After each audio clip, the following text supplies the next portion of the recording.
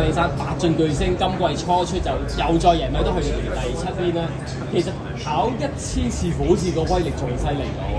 係啊，而家可能佢年紀變咗6歲啦，咁就定咗好多，叫佢行圈定咗好多，冇之前扎點。因為之前咧佢會通常一開始行圈，跟住Tony咧就話俾佢出去先啦，唔好喺個沙圈度啦。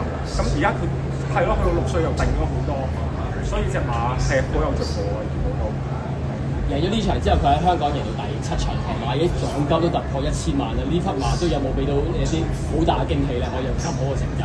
真係好大嘅驚喜啊！呢匹馬對於我哋嚟講都估唔到，贏到真係而家佢話齋都過1000萬獎金，好開心！佢哋全家人都係。如果嚟緊匹馬就升翻上2班啦，會考慮啲咩路程？會繼續跑1000定還是都跑翻1200？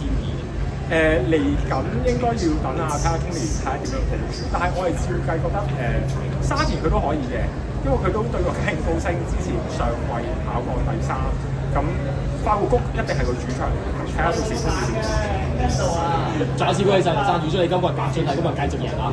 多謝多謝，Thank you。